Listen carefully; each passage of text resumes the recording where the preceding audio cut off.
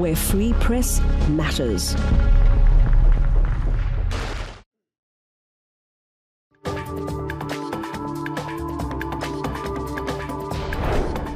کریزا عبوریه ترکیه روشا پنابرین سوری لوی ولاتی خرابتر دیکه. ده روجا جهانی مافی مروف ده خوپیشاندان ایرانیان ل واشنطن بردوامن. سروک اوکراینای ولادیمیر زلنسکی دیویژه روشا هرما اودیسای گلکی زحمته.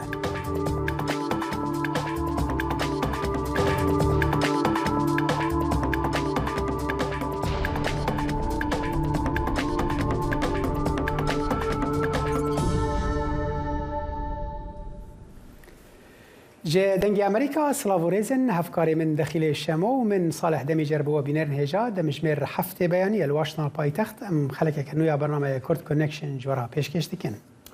سلاوريز روجنامه نووسی کی کورت ندیم ئۆرفێت دوای 6 ساڵ و 6 مانگ لە زیندان ئازاد کرا و ژمارەیەک دام و دەستگا و ڕۆژنامەنووس و دانیشتوانی شارۆچکەی گەفڤەری هەکاری سەردانیان کرد. تۆرفێت دەڵێتن کە وەک هەموو ڕۆژنامەنووسانی دیکە مامەڵەی نادەتپەروەرانە لەگەڵی کراوە و هیوادارە ئەو فشارانەی کە لەسەر ڕۆژنامەنووسان لە تورکیادا هەیە کۆتایی پێ بێتن. راپۆرتی عارف ئەسڵان لە ئەستەمبول.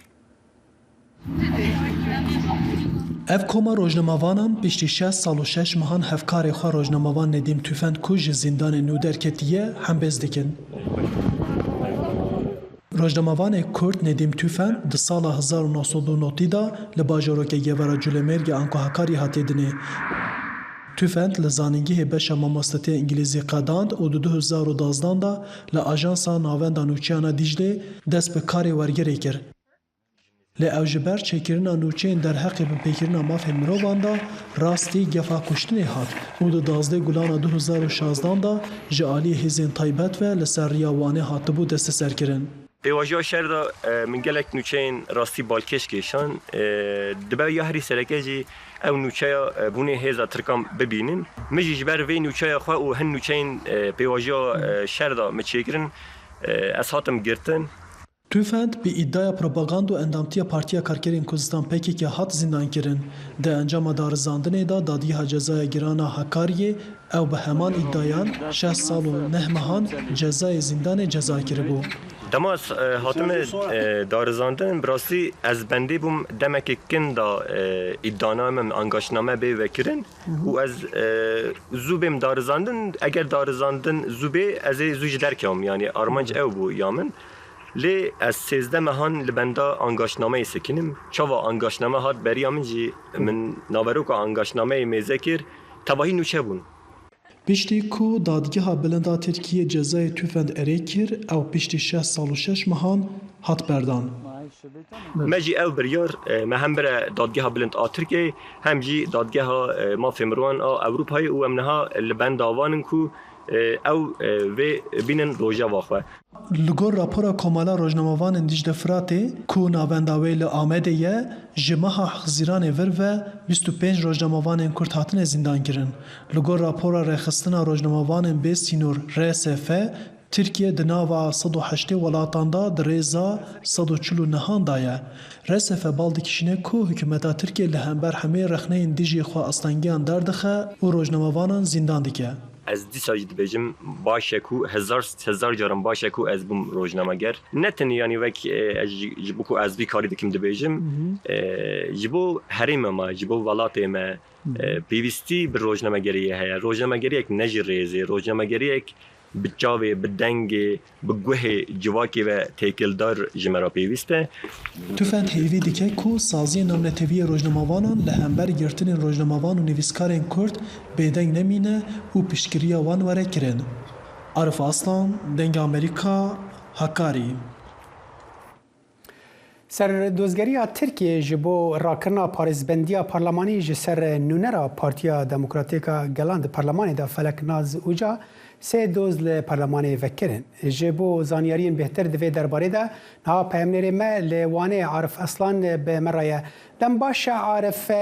berî em derbasî vê nûçeyê bibînin dixwazin di derbarê raporta te de pirsekê bikim yanî em bêjin azadkirina Tüfend ta çi astê rê dikare veke ji bo azadkirina rojnamavanên dinên girtî li Tirkiye.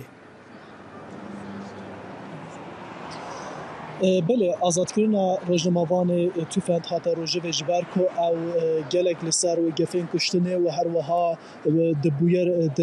مدیا ترکیه دا و روزه و ترکیه دا جه گرتگو هر داویجی او هات بردانه لیوک توفند راپورت دا جیگوت او 13 ماهان بندا حاضر کردن ادانامه بو نه اف بزگرکه هجی بردوام دکه خزیران دمها خزیران بوری دا 16 روزنامه وان کورت هاتبونه گرتن و پیش راجی نه روزنامه‌وان یعنی نه 25 روزنامه‌وان د زندان دانه او روزنامه‌وان کورت او جمینا توفند اف دمی درجه بندا آماده کردن ادانامه نکو که جبرچه تینه دارزاندن سو تشتین کو جبرچه تینه شتوشتار کردن کو او جی در بکوین پیشپری دادگه لی ایرو دا آخفتنه خدا هفسروکا ایهاده ارنکسکین جیوک گوتو دبیجه ev mijar bûye şekleke şewazeke cudatir yê cizakirine yani berê beryane hedigo fikr û ramanên sûçên ji ber fikr û ramanê dihavne darizandin piştî ku dadgeha Bilind ya Tirkiye erêt kir ew tane zindankirinê lê hêj guman li ser hêj sûçê wan nediyar ew têne zindankirin û pişta îdaname têne amadekirin pizgirêka herî mezin ya niha rojnamavanan ev e niha jî zindanên Tirkiye da herî dawî 25 rojnamavanên Kurd li benda hazirkirina îdanamê ne û wek di raportê da jî hatî diyarkirin rewşa Tirkiye di aliyê ragihandinê da li aliyê fikr û ramanê da hêj negihişte asla azadiye ku asla li dinyayê tê nixweş kirin. Arif em werin derbarê rakirina em hewlên rakirina parêzbendiyê ji ser nûnera HDP Feleknaz Uca زانیاری چه نه دوی درباره دا چنه و گلو ته ام ببیجن چالاکی دوی درباره دا بونه دوار روجی داویده؟ بله در حق پارلمانترا پارتی دموکراتیکان گلان HDP یا باتمان انکو الیه Feleknaz Uca da سه ایدا هنه کو او فزدکی هاتنه آماده کرن کو جعالی سردوزگریه کوماریا Ankara ve peşkeşi meclisi hatiye kirin ku parazya ve beta balat kirin batal kirin ev vere darzandın. Sedemin van fezeka navaroka ve çin az dikazım küçük bahsevi bikin. Yek Feleknaz Uca deheşte adara bori da beştari mitik gaheşte adare bu ya jinamu bu ve dere axiftin kir bu. هر وها د چار سباتا بوری دا دیسانه در حق اپراسیون ترکیه نسر سوریه و شنگاله رخنه کر بو جبر و یکی او به پروپاگاندا تروریسم و هر وها گل بکینداری و دجمانیایی هستن و پیش دخه بوان هر دو ادعایان او دخوازن پارز واریا به بیت بطال کرن و او وره دارزان. بله بله پیامنیری مال وانه عرف اصلا سپاس بو وان آگاهیان دو کوملای مافی مروان ایهاده و وقفه مافی مروان ترکیه تیو به بنیا روجا مافی مروان جهانی جوینا که چاپمنیه لدارخست و بالکشان سر روشا مافی مروان لترکیه و دیار کرد که ترکیه دناوا ولاتن که مافی مروان بن پی دکنده جبو بهتر زانیاری و شیروکرن ها پاریزار فرات بواتکن سروکی بری کوملیا حقوق زانین آزادی خواز لستانبول به مرای دم باش ما مستفرات تو دبیجی چما روشا مافی مروان لترکیه وها بشون و چویه دم باش راستی نال تاریخ ترکیه دم دیکارم بیجن که آنا روشا مافی مروان به پیکرنا مافی مروان تاریخ تج نک اوقاس نکتو پاشتا یعنی اوقاس تاری نبود نه و داویه işte gelek kesen ki muhalif iktidar siyaset muhalif yani kesen şaredaren muhalif newskaren muhalif disan ve nüçe xoda baskır rojnamevan muhalif yani sanatkar muhalif vanan demak denge xoder dixin demak rexne ki hember siyaseta iktidar hükümet edikin o hember van zekt zor gelek zede bile Türkiye ve daviye taybeti ser jinan ser zarukan ser ولاتین دروا ملتجی ام بیژن بیانیان gelek zexto zor zêde bûne dîsan li girtîgehan gelek nexweş girtiyên nexweş hene û çalakiyên tiştên antidemokratik tên servan tên meşandin. Alî dînda ser civatê bi rêya qanûnan hinek rêya dadgehê hinek qanûn derxistin ve kanuna dezenformasyon dibêjin yan kanuna sansür. Yani bu rêya dixwazin kesên Türkiye dijîn bira fikr ramar xwe serbest nekanin bînin ziman ya jî pêşiya wan kanûn derdixin pêşiya wan bigirin. Kesekî dixwaze alî yani mafê demokratîk karbîne bimeşe ya jî rêya demokratîk derkeve kolanan yani mafê xwe bîne ziman dîsan ew têne astênkirin. Yani em dikarin bêjin her alî da alî mafê mirovan da Türkiye gelek paştaketiye. Başa hûn wekû em bibêjin rexistinên mafên mirovan divê derbarê de çi dikarin bikin wekû bersevdan divê derbarê de. Niha do me got yanî komeleyên mafên mirovan konferansê rojnamavanî li dar xistin û têda behsa rewşa Tirkiye kirin. Lê li ser erdê dikarin çi bikin wekû rexistinên mafên mirovan? Yani em wek rexistinên mafê mirovan piranî van bên pêkirinin yani neheqiye ser gelê dibe ya jî tiştên antidemokratik tiştên hember mafê mirovan vanan rapor bikin vanan bigirin bin evyan û rayedera pêşniyar bikin. Yani vî alî da zaten gelek xebatê me tê meşandin gerek li girtîgehan gerek li derva kesek tê binçavkirin yan jî kesek tê darizandin nivîskareke bi tên darizandin hember wan hemiyan em varan rapor dikin û gorî wê alî rayedaran ra parvê dikin.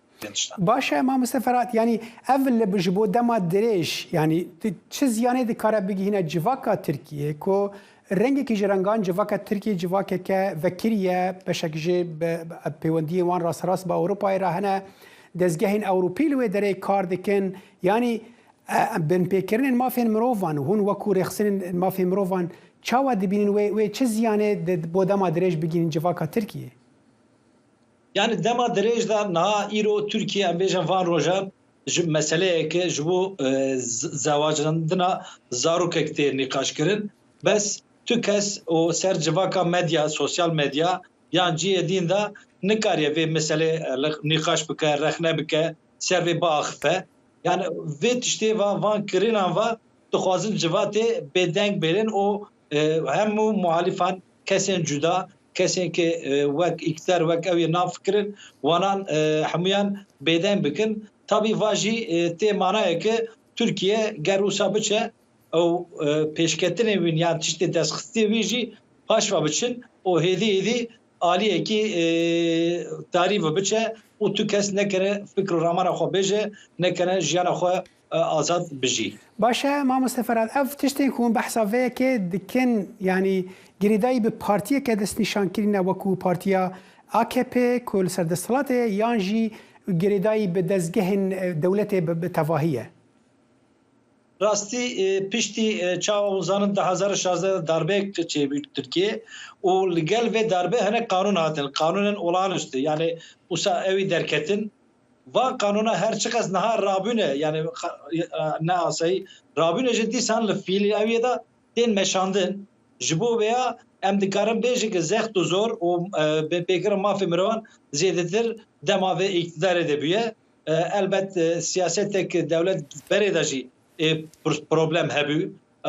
niha herek diçe zêde dibe yani îktidara desthilatiya AKP da elbet zêdetir mafê mirovan tê binpêkirin. Başa yani wekû bersiv yani em dizanin te got jî em hûn van tiştan şermezar dikin û dixwazin ku yani ev binpêkirin ji holê rabin. Lê di nava civakê da di nava xelkê sivîl da hûn çi bernameyan dikarin pêşkêş bikin wekû rexistinên mafê mirova ku karibin wê wan dijwariyan hinekî hêsantir bikin hinekî ji bo yani bi ev zehmetiyên binpêkirinan hinekî em bibêjin seviktir bikin di nava civakê da we ti bernameyên wiha hene wekû rexistinên mafê mirovan? Tabii wek rexistinên mafê mirovan hukuknas zêdetir em van binpêkirinan nîşan didin alî siyasetdanan وانا راپوردان دشینین و دخوازن اونا زیادتر جوات ده ناو سیاست ده وانا پیش خن البت وی علی دا علی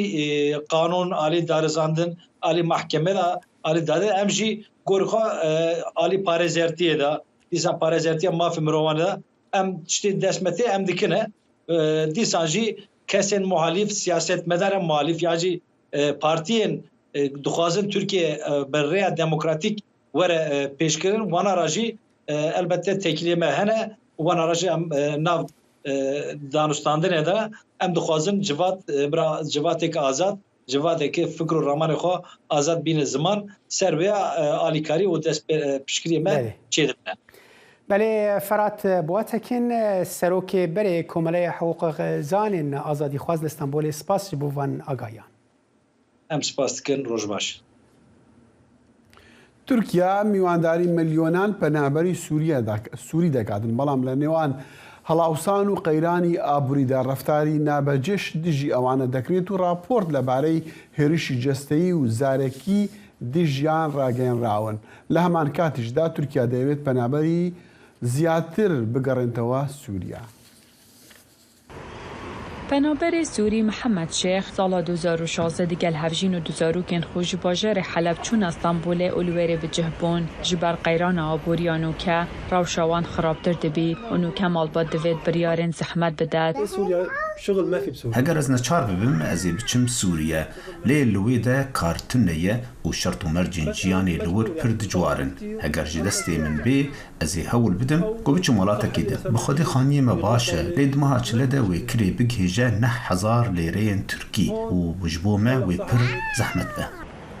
هل اوسان ده هیوا ده دال ترکیه گهشتی 85 صده 3.6 میلیون پنابر سوری ل ترکیه ده ناوا چینن هزار دانه و اوی روش آبوری و کریه کو بشک ج خلک ترکیه دجی پنابران بن نتوانی گردی ده بیجن پتری 153,000 پنابر ج ترکیه و گریاین سوریه زاروک ترکیه رجب طیب اردوغان لمها آداره دا سوزدا بو کو میلیون کا پنابران و گرینده و fiili saldırılar به تایبەتی د ساڵا داویەدا لایەنین سیاسی بە توندی ڕەخنە لە پەنابەرین سووری کردن و گوتن هەکە ئەنڤەرن حکوومەتی ئەم دی سووریان ڤەگەڕیننەوە.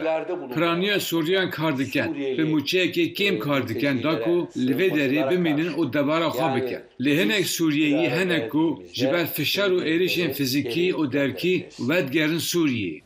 حسین کبلاوی سال 2019 دیگل 75 زاروکن خوش سوریه هاد بون استانبوله لیاف سال حکومت ترکیه تومار کردن پنابران ل 16 پارێزگاهان کو استانبول شید نافدای هلاویستن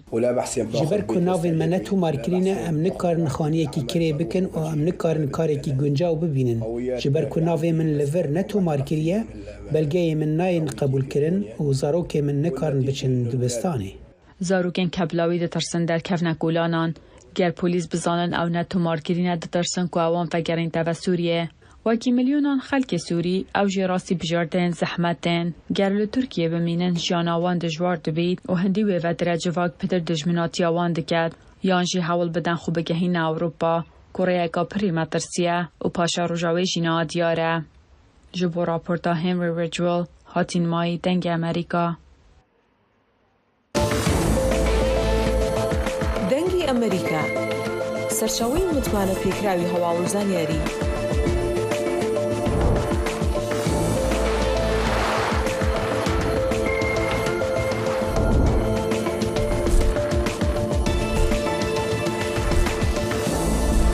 لە ماڵپەڕ و تۆڕە کۆمەڵایەتیەکانی دەنگی ئەمریکاوە ئاگاداری هەواڵ و گۆڕانکاریەکانی جیهان بە.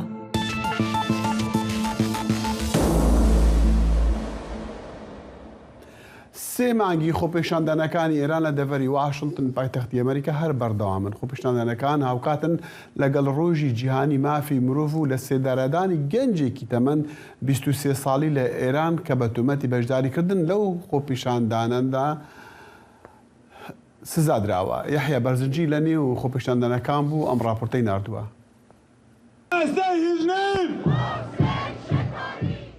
خۆپیشاندانی ئێرانیەکان لە واشنگتن دوانزەهەمین هەفتەی بەڕێ کرد لە کەشێکی سەرما و ئامادەبوویەکی زۆر خەمی لە سێدارەدانی چالاکوانەکان لە ئێران خۆپیشاندانەکەی تەنی بوو کوڕە 23 ساڵانەکە محسین شکاری لە هەموو جێیەک و لە دڵی ئامادەبواندا بوو. ئاخر 23 ساڵ تەمەن و بە تۆمەتی بەشداریکردنی خۆپیشاندان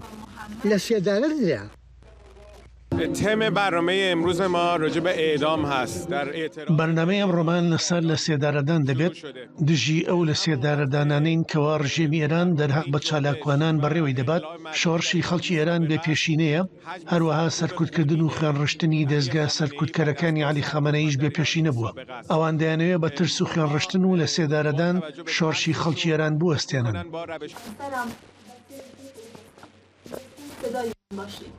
کوشتن و گرتن و فراندن و تۆقاندنی خەڵکی ئێران لەلایەن ڕژێمەکەیەوە بەردەوامە. ئەو ژمارە زۆرەی سزای لە سێدارەدان دراون لە ساتێکدایە جیهان یادی مافی مرۆڤ دەکاتەوە، بەڵام هەر ئەو جیهانە وەک خۆپیشاندەران دەڵێن لە هەمبەر تاوانەکانی ئێران زۆربەی وڵاتان بێدەنجیان هەڵبژاردووە. داوا لە ئەمریکا و یەکێتی ئەوروپا و نەتەوەی گرتوەکان دەکەم هەڵوێستی خێرا و ڕشد وەربگرن. ناکرێ ئەوها بێدان بن ئەوانی لە سێدارە دەدرێن خەڵقی ئاسایی و مەدەنین. تۆمەتەکەیان ئەوەیە داوای ئازادیان کردووە. ئایا ئەوە تاوانە؟ بەردەوامی خۆپیشاندان لە ناو دەروی ئێران لە کاتێکدایە کە ڕژێمێک کەوتۆتە گیانی خەڵکی سیڤیلی ئێران و بە سەدان کوژرا و زیندانی و بەدەیان خەڵکی دی چاوەڕوانی لە سێدارەدانن. ئەوە دیمەنەکەیە سەرڕای بێدەنگبوونی جیهان. ئۆپۆزیسیۆنێکی کارای ئێرانیش ونە.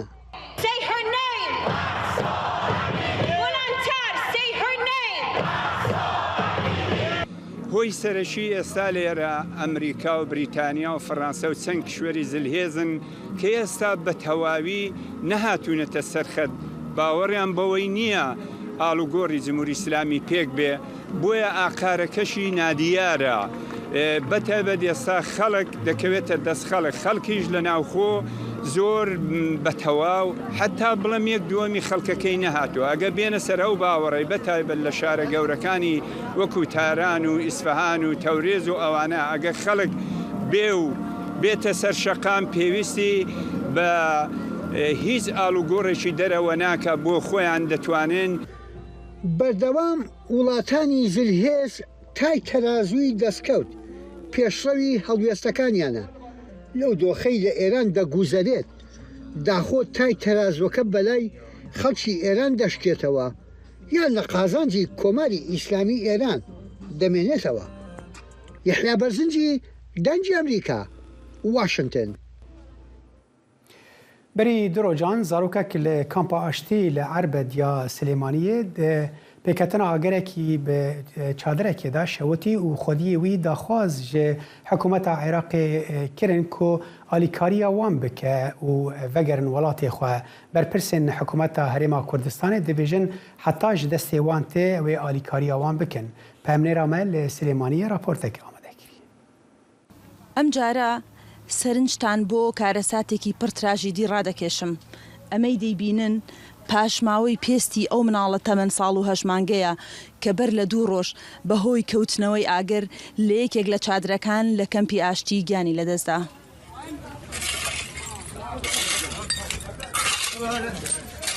هەواڵی تراژیدیای مردن و سووتانی چادری پەنابەران یەکەم جار نییە خەڵکی ڕاچڵەکێنێت لە هەرێمی کوردستاندا. لە تازەترین ڕووداویشدا 2 ڕۆژ بەر لە ئێستا بەهۆی سووتانی چادرێکەوە لە کەمپی ئاشتی لە عەربەت کە 3 منداڵی تێدا بووە و دایک و باوکی لە ماڵەوە نەبوون، مناڵێک بە تەواوەتی سووتا و بوو بە خەڵووس. چووم تا دوکانێک کە تۆزێ دوورە لێمانەوە بۆ ئەوەی هەندێک پێداویستی بکڕم. دوان لە منداڵەکان دانیشت بوون و بچووکەکەم خەوت بوو کە گەڕامەوە بینیم ئاگر بەرز بۆتەوە. ڕام کرد بۆ سۆراغی مناڵەکانم بۆ دەرەوە، گەڕامەوە ژوورەوە کە بینیم لە ناو چادرەکەدان منداڵێکم سووتا و دوانەکەی تر دەرکراون. ئەم ژنە پەنابەرە لە پاڵ گێڕانەوەی کارەساتەکەدا داواکارە حکوومەتی عێراق هاوکاریان بکات بۆ گەڕانەوەیان بۆ زێدی خۆیان. احنا جيرانهم ئێمە دراوسەی ئەوانین سیرکە مناڵەکان دەگرین بۆیان لەو دەرگایە هاتینە ناوە بانگی دراوسەکانمان کرد چوین ئەومان هێنا و دەستمان کرد بە کوژانەوەی ئاگرەکە ژیان معاناتە هەر ڕۆژە و چادرێک ئاگر دەگرێت و مناڵەکانمان دەسووتێن وەڵڵا دەمانەوێ بگەڕێنەوە بۆ شوێنی خۆمان بەڵام ئاوەدانی و ئەمانمان نییە لەوێ. بە پێی وتەی بەرپرسانی کەمپی پەنابەرانیش هێشتا چاوەڕێی ئەنجامی لێکۆڵینەوەن سەبارەت بە هۆکاری ئاگرکەوتنەوەکە بەڵام ناشی شارێتەوە بەشی زۆری کەیسەکانی سووتان بەهۆی شۆرتی کارەباوەیە. لە کاردان بووان بۆی ئەم کارە ساتانە کەم کرێتەوە قسەشمان کردووە لەگەڵ کۆچ کۆچبەرانی عێراق و پێشتری شەر ئاگادان کوونەکەوە ئاگاداری خێزانەکەەوە تەوئەکرێن بە بەردەوامی بۆی ئاگان نەخوام بێ بەڵام بەداخەوە هەندێکیان گوێڕایڵ نین وار بەکارێنن هینی هیتەر نییە زۆربەی کارە ساتکان بەهۆی شۆرتی کارەباوەیە. بەپێی ئامارەکان 1660 خێزان لەم کەمپە دانیشتەجێن کە دەکاتە نزیکەی 10,000 کەس و بەشێکی زۆریان خەڵکی شارەکانی تری عێراقن و بەڕێگەز عەرەبن داواکارن حکوومەت هاوکاریان بکات بۆ گەڕانەوەیان بۆ زێدی خۆیان. سنوورکەریم دەنگی ئەمریکا سلێمانی.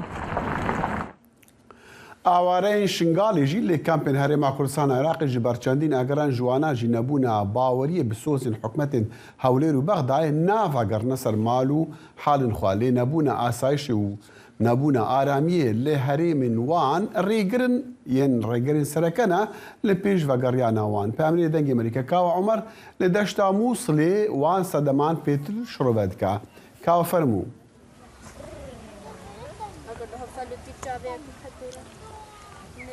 دەم باش دەخیل دەم باش بینەر و بیسەرێن دەنگی ئەمریکا نەڤەگەریانە پەنابەرێن ئاوارên شەنگالێ بۆ سەر جوهوارên xwe ve diyarîte sê xalan xala nebûna êmnahiyê û nebûna harîkariyên madî her wesa nakokiyên siyasî bû pitir zanyariya li ser vî babetî keremken em hîn bînerên evê raportê bîn. Bi gorey amarên fermîk û heta nûkê kêmtir ji 30 sadê êzdiyên şengalê vegeriyane ser cihûwarên xwe ew ên niha aware li kempên Herêma Kurdistanê. Ev demekî daye ku hikûmeta Herêmê û hikûmeta Iraqa navendî rêkeftinek li dor vê çendê kirbû ku xelkê Şengalê vegerît. Sedemên nevegerandina xelkê Şengalê awarên kempan wesa dene xoya kirin. ئابرا وێ خودگرن تشتێکی شمەرە ناکەن ئەوا ساڵن کی کارێلوان مخەیەمادە بێ هەمت بڵێن ئەبنەوە ئەف ساڵ گۆتەمە بگنە بلۆک پشتی ئاگرب شاریا کەت و مالێوان شەوتین نۆ گۆنەمە غۆرفکردنی خۆچێکن تبینی بێژانەکەی ئەف حەقێ بێ غۆرفێنی ویژێن منەژی ئەف غۆرفەم چێکرد دا ئاگر منەکە بێجی معوەقتن ئەم ێزدی قەومیاتەکن ئەم نەماینە تقریبا ئەم زەعیفن هەرچێ هاتمە ببێمە نەبێ وێ هەندەکە خۆڤەڕاکە هەکە هەکەکەیە و هەکە حیزبی شعبیە و هەکەی دیە و ینی جیهاتن وەکە تشتێکی بێخۆدان بمینێ هەرێکە دیژە بۆ من ینی نها جیهێ ما احتبار نەژمە ڕاحسابتکن بۆ خۆ حسابتکن هەروەسان نەقەرەبووکردنە خەلکێ زەرەرمەند و قوربانیên şerê Daeş êk ji hokarên serekî ne ku xelek bê umêd bîtin vegerne ser cihû warên xwe. بێژە مەدوی وەکە گوتی هاریکاری چێ ببێ چند ئەمارەتی ژمارە بکەین یەکی بێن ناوێت مە بنویسن بیژن هەرچێژ وە زەڤری ئەمێ مالاوی ژێرە چێکن ئەو زێت مالاوی ئینن مە تشتێکی دیژی ناوێ Bi goreyî amarên fermîk û li deverdariya Şengalê hatîne ragihandin ku nûkek kêmtir ji 120,000 kesan vegeriyayne li sunûrê qeza û komelgehên êzdiyan ku dibine 22,000 malbat ji layê Herêma Kurdistana Iraqê ve li ser 17 kempan hatîne belavkirin û heta niha 3 kemp hatîne daxistin ewên din awarên Şengalê têdane. Kawa Umer dengê Emerîka deşta Neynewa.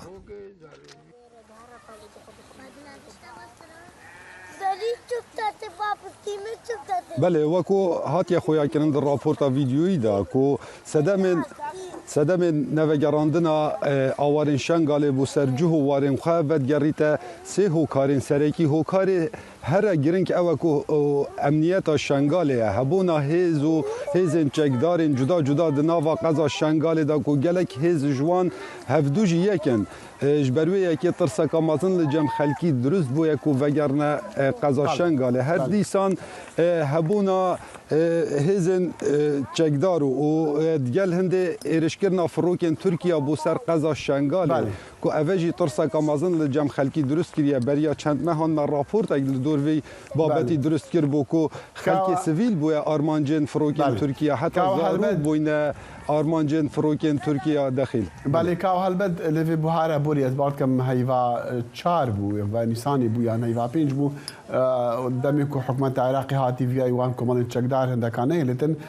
او بو او وگریانا آشنگالیان که بچکی آلوس کریه لی دیسانجی گلک شنگالی گازنده نوک هوید مثلا قربو کرنا ضرور زیانه دا یا بوان کتی دیکن جبر شر 11 بتا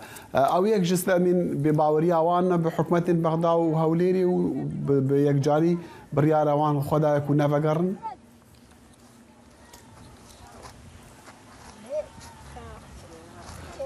داخل اوه بی بابتی دا نداد پروریک در حق شنگالیا دا هاتیه کرن لسنور پارزگاه ها نینوا جبر کو زوربی خلک شنگال معاملن خود تمام کرینه و پیشکشی قربوی کرینه لجه داخل حتی نو که یک حولاتی شنگالی نه هاتیه قربو کرن اون مالنوان هاتینه تالان کرن یان سیارت و هاتینه صوتن یان خلک و هاتیه کشتن اوه دمکی دا کل موصل پروسیسا قربو کرنا خلک ضررمند و قربانی شر داعش یا بردوامه حتی نهو زیدتری 35 ساده خلک هاتیه قربو کرن و دست به آوادان کرناوی باجاری کریه لنا شنگاری کاوا عمر پیامده دنگ امریکا داشتی موصلی کلک سپاس وجبو پتر آگاهی زانی اریان لسر صدام مانا آوارین شنگال دی کامپان دا لویز وستانا دیجوار بریز دایان پیر جعفر حمو برای بری کوچ کوچبران و برسفدانا قیرانا لدهو که بمره یا پیر دایان گل که سپاس بوده میتا دیگل آستانگی لپیش وگرانا آواریان آلیکاری جوان راکی من جبو هزاران آواره و کوچبران اوه جبر چیه؟ جبر چی آلیکاری جوان را نماینه؟ بله گلک سپاس که دخیل بو بی درفته من حقیقت نوگریانا آواره تایبت خلق شنگالی حتی بیگوگی اون زانن بتر هفته صدی اوه مای 8 سال بوری نیف کمپاد از جین راستی کسی نوید بن خیبته که بجید هگه منطقاوی آرام بد ایک شوان اگر او وقتی امپسیاری شوان کن چونگو اوه مای 8 سال بورین اسنیفوان دا خدمت آوان کم کاریوان وقت ریوبری کمپی پشتینگه لدزگاه خفاز بارزانی برپرس اوفیز شنگالی ویگاشی وقت ریوبری کوچ برا دمی امنیفوان گرن و گوداریا گلیو گاز دیوان کن اگر یوی که ایک شوان اوان آرامیات دوری پراستی گلک هیزت نفرمیل دوری هنه ودبنا اگریوی که شی خلق باوری نینه خیزانی خوب وگرنده جواری تخوا بو نمونه دوی هیوا 5 بوری ماوی 4 ساعتا دا بو یرک رودان کو شر رودا نبرا جماعه چقدارت پاکاکی و سوپای عراقی شی دیسانی 10700 کس شنگالی روبری کردستانی و دیسان ما پیشوازی آوان کرو معنی نف کمپادشی دابش کرن هر وسا راستی حکومت عراقی شیء کابترخامه امد بینه او دولت زلهیشی اوه همی منطقه عراقی هانا رزگار کرن پشتی هانا رزگار کرن امنیت برقرار بو خلق زبری جواری فبتنی ما شنگار بوا وقت دفرق ناکوکیت دست درکی تیده ام بینن اب دولت جنارت عراقی بله پیردانا بحثی بله پیردانا بحثی هندید کن کچما آلیکاریش وان رنها گل کی کیمه یعنی همو گازن ده هندید کن که آلیکاری نینه یعنی سده مجموعه چنه بله راستی شی وقت سیاستا یو این الگلمت امرونش الگل جاری گلوان بشتی ماوی 5 سالات بورن او حالة إمرجنسي نكوان بتوقع بشتيجت السكتري إغاثة شتى السكتري برابيداني يعني كاريكاريان زيادة كيمت بنا تكو أود بيجن هاريكاريش مرة وقت يوين جلك كيم بوا أجري ويش كيش از بينم سيتشار خالن إيك شو خالاشي شر روسيا وأوكرانيا كارتيكنجا جلجا مظن ويكي بدو وزير دارای عراقی براستی لدوان نقدر بری چند ماه جا پیشش ماه جا گو ام وقت دولت عراقی شو قرأنك وشو دين سلمنا معنا هالوصا مصادو 6 طن زير احتياط هنا ونوت مليار دولار ما فائشي هاي حاجة يو ان ببيت أبديت سابورتا يو ان شيكن تقول جنابي تزانت حكومة عراقي بري نو إيك شوان دولتا بقى سابورتا يو ان تكر وقت وسا أول دوانا دا يو ان قلت كلام كمان أواري خري ببا خابدي الهريمة كردستان إنه تني سنوري دهوكي بيست كامب هذا بعض جي بنا أواري خلك شنغاري نا بيجي أنا خلك روش عبانا حتى بيجاشي رولي حكومة عراقي راسي قلق لاوازة تدا تني أواري كاريات باشا بله كارتونك هاي فارينا عن إنت مثلا صحيات أجر يكي بفي فقرتا جندي خوا لشنقالي تشرنجي عالي كاري هند كارن بدني يعني خراب المروفاني ويتشرن تجيره بكن آخر وقت آليات أو داخوازي بيشكش الريفا ما كان أمشي دنا آليات هاي دار أنكو أو زالجيت الريفا آسان كاري شوان ربكن وصفة نازح سر نمينت يعني كنا نبي عم تتا شطب كرنا وك أوارا وقت بقرنا بدري أو كاري أركي أيو إيما أنكو أو هجرة دولية الودري الجل وزارة كوش برا عراقي لازم هريك كوش مجي بارا بالتوان دسبيكي 1.5 مليون دينار وكاري كارية 1.5 مليون دينار عراقي وبقرت الجوارك مخابني 2019 بروسيسك دسبيكر نيزيكي از كارم بيجم 20,000 خزاني وقريان جواري اوان قال غازدات كان وقتم چنوي دري اورا قوا دائما امنها نقب قربون كرنا قال غاشوان راستي ابا اركي وظيفتها وزارتك كوش برا عراقي الفيدري وقت اورا قال جموا وقت تابع عودة قرامت بين قربون كرن شنقول راستيشي شنقال نوا قبان دبري دبو شنقال هاتا ويران كرن شنقال هاتا قرب كرن شنقال هاتا بيقاني شي بتني عراقي تني مايا كو او دبري نهاتي هاتا بيقاني امنية نهاتي برقرار كرن او مثلا قربو كرنيجي بابتكي الرابورتا بامن ما بو لي بيردان متخواز بسياره داوش تبكم اوجي حكومه انو يا عراق تش استراتيجي هيج بو فكر عندنا اوارين شنغالي واوارين همو عراقينا بتني شنغالي كاكي دخيل مخابني حكومه عراقي ايك دوف ايك بيك هر وقت تيت فوزات دتا اوارا تديت ما وقتی کاظمی بخسر دان ایکش کمپی سنوری دو که کرسوز دانگ و تصالد و کشف بدرین نمینم بگن جواری خوا مخابلی کسوان سوزی خوب جیبجی نکرده اما وقت حکومت حریم کردستانشی ام آوارات بینه ای آزادن خلق ام بینه خلقی منع يعني الفيدري هطال الفيدرين ام مجبور خدمات عم بقوري او تحديات تنا بيشامكو هاريكاري رخوات خاص قالك كيمون راستي أبا في جاري بري حفتية قشاندي وزارة النافو طبيعي الهريمة كردستاني ما وزارة كوج برانين أمو قريبا بريا كوج برا أمي قريداين بوزارة النافو هريمة كردستاني شاندا جيوان سردانا وزارة كوج برا كالوي دلي لدار قال وزير كوج برا كان قالك صوص ويدان إيروشي من بيوندين قال وزارة ما نافو كليا قوتيا على أساس ما اتفاق كليا أب سرداني من بردوان بن يعني سردانة إيجابي ممكن بيجي وقت أختار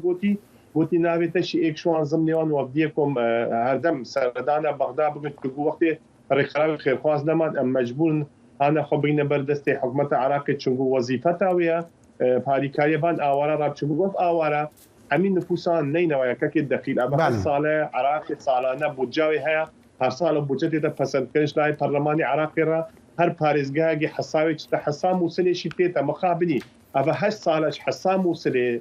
حسام شنقال لازم بيشتو 8 سالش حساب باريزگاه موصلي بالمخابني أبا ما يتحس على نا بروجي استراتيجي شنقال هادي تشيكرنا وندستي هاري كايجي غاندي اواري ام نزان حتى بيغانيش بله از بعد كم كردان اگر ربدا مني راستا قالك خلق جي غاز ناشنيد كنكو كردان بقشتي دا صلاتوان لموصلي جهه بشكل جو حكومتها نافخويا و بشكل انجمني و دفيا اوجي داخوا زوان وهندي بكن كوشنقال بيت افا دانكرين يعني كارك جبو بكرن يعني ديالك قليل لسر وانجي هاي وكو آل يكنبتن لسر حكومتنا اللي من دخواست از ببرسم يعني برينجي از خوازم بيجمكو ديال القرى اعمار النتمني قرتي 135,700 آواره نها هنا بناف نفيسين دي كامبان دا 15 كامبان هريما دفرا دهو كده و بگشتی 195,000 دیجی ندکم پاندانه او جی آوارانه جمالا گشتی 330,000 شنگالی نها آوارن لور پردی من دخواست از بسیار هندیش تبکم آیا ریکاتنا شنگالی و ببا صدمی هندی اگر دعات جیب جیکرن صدمی هندی آسان کاری یک بجبو واقراندنا خلکی بله دیدنا من او رکبنا هاتی مذاکرن بین حکومت هریما کردستان و حکومت بغداد او هاتی مذاکرن الهی و 2020 قالك خالا في كاتب وقت جناب تبي عقدار ايك شو خالا ابو اف كسين اف تقدار ني فرمي بين بكريشان ناب باجار داكو شرهو ندن جبلكو خلق باريان في تيبت وغن جواري خو وكيزانيان آرام بدو 2500 کس خلق شنگالی بین دامزراندن سر ملاكي وزارة برقدية عراقي سر وزارة نافو عراقي او بكارن امنيت شنگالی فاضل هل وسا اداره کرنا ناف باجي راشي ببدا اركي بوليسيت فدرال او بوبا بارابترو بوليسيت فدرال خلقي شنگالی باوريغا خلقي تشيبتا وي دري وقت او امنيت او بكن بتشجي او غاريت سركينا خلقي بيتا تعويض كلن يعني خلقي شنگالی وبي جناب تزانت الدو كمالغا دوغري دهولا وسيبا شيخ خدري نزیکی 1500 خانی ها نهر فاندنش لای رکرات روسیه داعش قالك سپاس پیردان قالك سپاس وقتی من ما از داخواز لیبرید که وقتی من ما پیر دیان جعفر حمو بريفبري کوچو کوچبران و برسردان قیرانان لدهوکی قالك سپاس قالك پەیمانی داهات و جیهان بۆ سروش محکومە بە میکانیزمی ڕوون بۆ جێبەجێکردنی ئامانجەکان ئەمە گوتەی گروپەکانی پاراستنی بایۆدایڤەرسیتیە لە پەراوی زیدانوستنەکانی نەتۆی گرتوەکان لە کاتێکدا کە سەدان خۆپیشاندە ڕژانە سەر شقامەکانی مۆنتریال و داوای کردەوەیەکی گەورەتریان زیاتریان دەکات. گوێدۆ برۆڤن لە سندوقی جیهانی بۆ سروشت وتی دەقێکی بەهێز لە کە وڵاتان پابەند دەکاتن بە پێداچوونەوە بە پشتکەوتنیان و پاراستنی زیندەوەری جیاجیا لە بەرامبەر ئامانجە جیهانیەکان و بەرەپێدانی کردەوەکان بە تێپەڕبوونی کات زۆر گرنگە بۆ لێپرسینەوە لە حکوومەتەکان ئەو ئاماژەی بەوەشی کرد کە زۆر نیگەران بووە لە دۆخی ئێستای دانوستانەکان لەسەر ئەم خاڵە میکانیزمی جێبەجێکردن لە ڕێکەوتنی پاریسدا سەبارەت بە بەرەنگاربوونەوەی گەرمبوونی جیهان لە شێوەی بەشداریە دیاریکراوەکان نیشتیمانیدایە. سەرۆکی ئوکراینایە ڤلۆدیمیر زێلەنسکی داخافتنە خۆی شەمیە ئەیڤاریدا گوت کە ڕەوش لە هەرێمە ئۆدێسایە پڕ دژوارە. زێلەنسکی گوت نها زیاتری 1.5 میلیۆن کەس لە هەرێمە بێ ئەلکتریکمانە پشتی عێریشا درۆنên ئێرانê û got ku ev rûyê rastînê Rûsyayê li Odêsayê. Wî herwiha spasiya Nerwîcê kir ji bo paketa alîkariya nû bi $100 milyon ku wî got dê alîkariya vegerandina sîstema wan ya enerjiyê piştî van êrişên Rûsyayê bike. ئێستا شێر و زەنگەنە لە هەواڵەکان لە هەواڵە وەرزشەکان ئاگادارمان دەکاتن.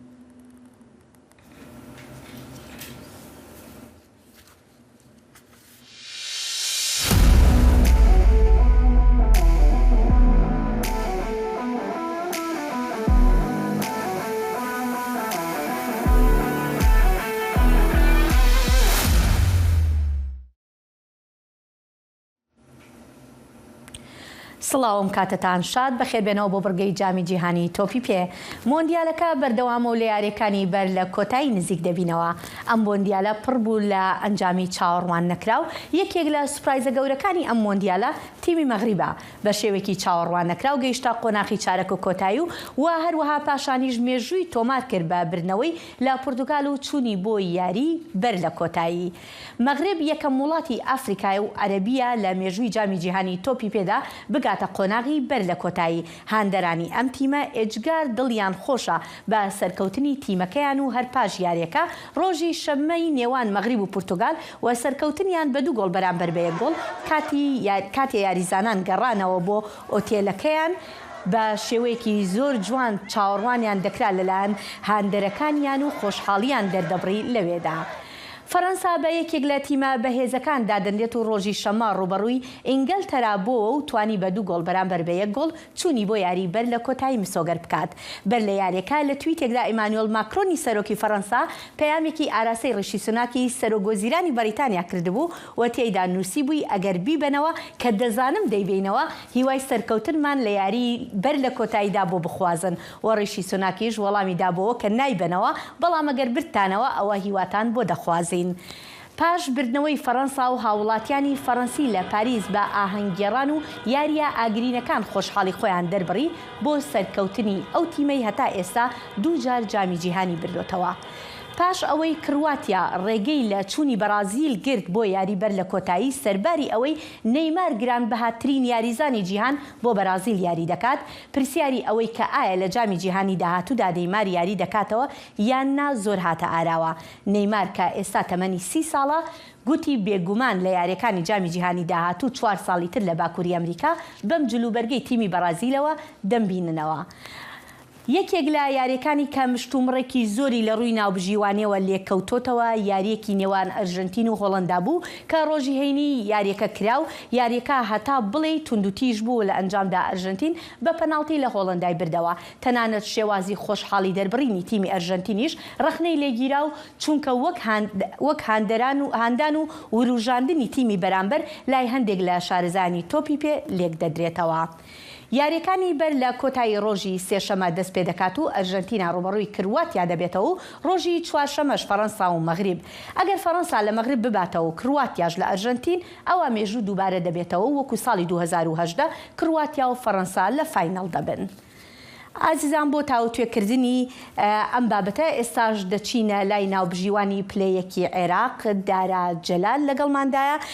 کاکدارا سەرەتا سوپاس دەکەم کە لەگەڵماندای. دەمەوێت بەو پرسیارە دەست پێ بکەم، دەبینین مەغریب زۆر سەرکەوتۆ یانی بە یەکێک لە سەپرایزەکانی ئەم مۆندیالە دادەنرێت، بەڵام پێت وایە مەغریب بتوانێت لە فەرەنسا بباتە و بچێتە فاینەڵ؟ کاتتان باش، زۆر سپاس بۆم دەرفەتە ڕێز و خۆشەویستیمەیە بۆ گوێگران و بیسەران و تەنانەت بینەرانیش لە ڕێگەی سپایکەوت. وەکو ئاگادارم بێنە لە یاریشی چارمساز و دیمسازە هەردوو هەڵبژاردنی مەغریب و پورتوگال بەدەکەوتن. ئەو بینیمان هەڵبژاردنی پورتوگال تووشی شکستێکی چاوەڕوان نەکرا هەڵبەرامبەری هەڵبژاردنی مەغریب. زۆر کەس پێیان وابوو کە ئەمە شتێکی مفاجئەیە، شتێکی چاوەڕوان نەکراوە بۆ مەغریب کە بتوانێت پورتوگال بکاتە دەرەوە، بەڵام نا، وەکو ڕاهێنەری هەڵبژاردنی مەغریب ئاماژەی پێیە. ئەو پلان و بەرنامە بێداڕەژی چەند ساڵێکە کە هەڵبژاردنی مەغریب ئامادەباشی کردو بۆ ئەم مۆندیالە. ئەمە یاریکە فاجعه نییە، بەڵام بەو کۆمەچی ئەمە ئیشبۆکردن و ئیستیعداد و ئامادەباسیێکی تەواوی ستافی هەڵبژاردنی مەغریب و یاریزانەکانە بۆ ئەم مۆندیالە. کەواتە مەحاڵ نییە گە لە فەرەنساش ببەنەوە. بەتاکید چونکە بوو هەڵبژاردەی ئیسپانیا کردوتە دەرەوە، هەڵبژاردەی پورتوگالی کردوتە دەرەوە، کابلی خاوەنی یاریزان خاوەنی ئەستێرن هەمیشی کاکدارە ببوورە چونکە کاتەکەمان کەمە دەمەوێت بچمە بابەتێکی تر کە زۆر گرنگە، ئەویش یاریەکەی ئەرژەنتین و هۆڵەندا بوو کە لە ڕووی ناوبژیوانیەوە دەمەوێت ئەم یاریەمان بۆ شیکەیتەوە. چەند کەسێک یعنی ڕخنەی زۆر گەورەیان لەم یاریە گرتووە، تەنانەت یعنی باز لەوە ئەکرێ یەڵە فیفا دەی جامەکە بدە بە ئەرژەنتین و چونکە بەو شێوەی کە یاریەکەیان بردەوە وا لێکە درێتەوە کە نەئەبوایە ئەو یاریە ببەنەوە. بێگومان هەموو کاتێ بۆ منە گلەی و ڕەخنە و کازەندە هەیە لە بڕیارەکانی ناوبژیوان ئەو یاری نێوان هەڵبژاردنی ئەرژەنتین و هۆڵەندا ناوبژیوان لاهۆزی ئیسپانی بوو کە خیبرێکی ئەوتۆی هەیە لە بەڕێوەبردنی یاریەکانە لە مۆندیال لە خولیانە پاڵەوەکانی ئەوروپا تەعاملی لەگەڵ یاریزانە گەورەکانە کردووە کۆمەڵێکی، بەڵام زوبەی ئەوەی کە ئەو ڕێگلی و گازدانی لێکرد و حەماسیەتی یاریەکە بوو لەبەرەوەی هەڵبژاردنی ئەرژەنتین و هەڵبژاردنی هۆڵەندا لە مۆندیای 2014 لە قۆناغی چوارگۆشەی زێڕینا هەڵبژاردنی ئەرژەنتین توانی بە هەڵبژاردنی هۆڵەندا بکاتە دەرەوە. حماسەیەکی تێدا پاشان ئەو تەستیحانەی ڤانگاری ڕایەنەی هۆڵەندا بەرامبەر میسی یاخود ئەو هەموو سیراعی بەڵام ئەمە ئەگەر باز لە باڵین کارتی زرد بکەین هەر 5 دقە پێش ئەوەی کە دەستی میسی بە تۆپەکە کەوت 5 دقە پێشەوە هەمان سیناریۆ بوو کە کارتی زردی وەرگرت. یاریەکەی پێشتر هەر یاریزانی ئەرژەنتین بوو، بەڵام بۆچی لەو کاتەیە میسی کارتی زردی پێ نەدرا؟ بەڵێ وەکو لە شێوازی یاسای تۆپی پێ هەموو تۆ بەدەستکەوتنی ڕاستە فاوڵە بەڵام کە هەموو تۆ بەدەستکەوتنێ نابێ بە کاتیزە بۆچی چونکە هیچ یاریزانێکی تیپی خەسم لە پێش یاریزان لیۆنێل میسیۆ نەبوو بەهۆی ڕێگری تۆپێک عەرقەلەیەک بەم شێوازە بۆیە ئەمە حاڵەتانە زۆر ئاسایی ئەبێ بە فاوڵ بەڵام کاتیزە نادێ بۆ یاریزانێکی تیپی هۆڵەندیە لە پشتیەوە بەڵێ کاکدارە بەداخەوە ماوەکەمان تەواو بوو زۆر سپاس دەکەین بۆ لێدوانەکەت ئازیزان لێرەشدا دێینە کۆتایی بەرنامەی ئەمڕۆمان تا بەرنامەی داهاتوومان لە ڕۆژی سێشەمە هەر شاد و بەختەوەر بن تا جارەکە دن ببینن ناو خێر و خۆشیێدا خدا حافظ